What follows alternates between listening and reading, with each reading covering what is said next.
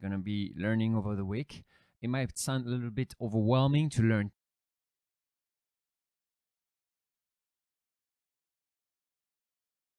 All right, welcome to the week 1 of the workshop. So in this week, you are going to learn about HTML and CSS. So these are two distinct languages that you're going to be learning over the week. It might sound a little bit overwhelming to learn two languages over the week, but you have to keep in mind that HTML and CSS are markup languages, so they are not programming languages. That means that they are not very smart or very complicated to learn. However, it doesn't mean that they are extremely easy. So the two languages have different missions. The very first one is that HTML will allow you to create the structure of the page. So whenever you need to have text on the page and to create paragraphs or headings like this, it's going to have to use HTML.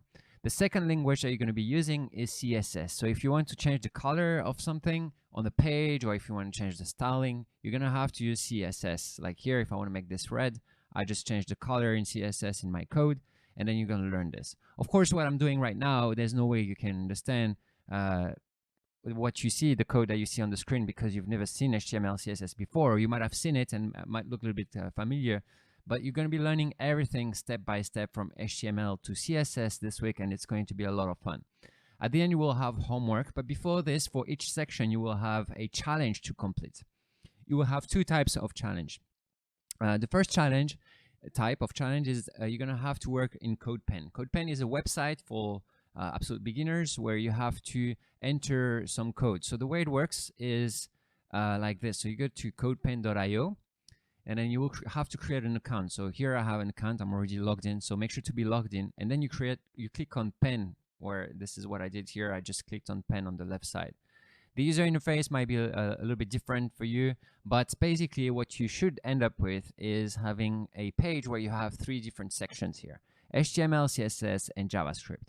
For the first challenges that you're going to have to work on, you just have to write HTML in the HTML box and then CSS. So let's say here I want to type some HTML. You're going to learn how to use HTML elements just like now. And I want to say hello world like this. So you will have the result appearing here at the bottom. And now here, if I want to write some CSS and I want to make it red, you will learn all this stuff in the week, but the result is appearing at the bottom here. So that's what you want to have. So when you are happy with your result for the challenge, you want to submit it. So all you have to do is you have to click save here, and then you have to copy the URL in here and then paste it in the challenge submission box. And then you move on to the second challenge. So there will be a couple of challenges like this where you have to work on your CodePen, and every time you should be creating a new CodePen or updating the existing one that you worked on before to make sure that it's actually satisfying the exercise. And then you'll have a solution when you submit it, so for you to understand what you did wrong or right. Now, at the end of the week, you will have to work on some homework, which I will present in another video, but I wish you the best of luck for the CodePen exercise. Now, the second type of exercises, which are a little bit trickier, is I actually want you to use a professional development environment. So most courses, they teach you how to code from inside the browser or from CodePen or from other websites, but I truly believe that you should be learning from what tools our professional developers are using, just like me. So what we use usually is what we call a coding editor. And the one that you're going to be using is called VS Code. This is what I have open right now here. So you're going to have to install this, but you should really spend some time understanding how the workflow, the development workflow works in between updating my code and then making sure that it's working on the side here. So you want to have these two windows open. Basically on the left side, I have Chrome, which is the result of my code from the right side. On the right side, I have VS Code. And the trick here is to try to avoid using the mouse whenever you are doing something to increase your feedback loop and to increase your productivity. So for example, I want to make the color here blue, and you will have a whole video about this, but I'm not going to be using my mouse here, and then I'm going to reload the page here on the side to make it blue. So I didn't have to do anything with my mouse.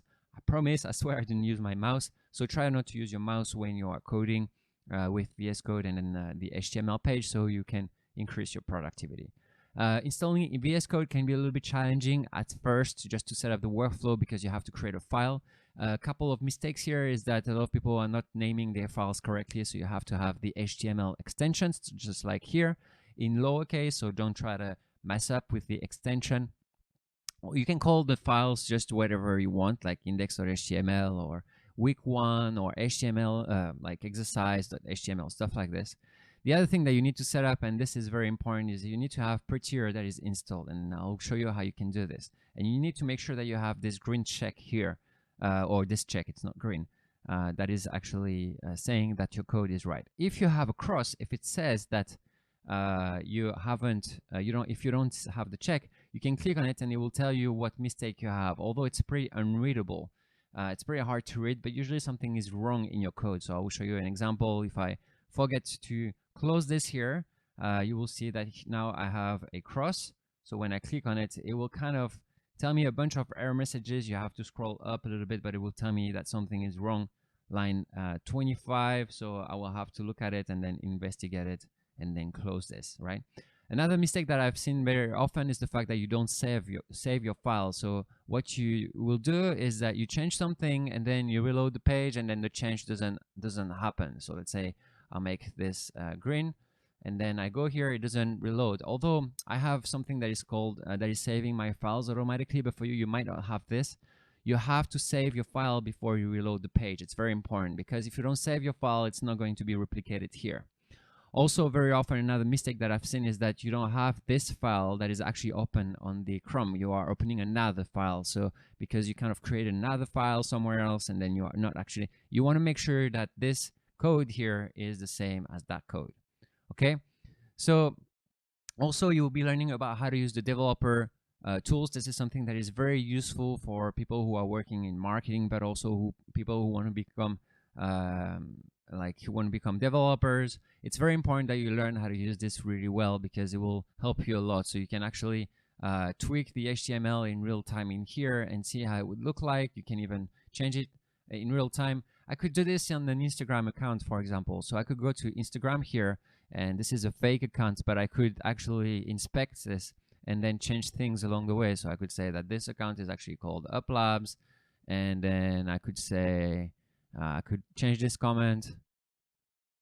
Yeah, I love to code. Here you see, so I'm changing everything here in real time.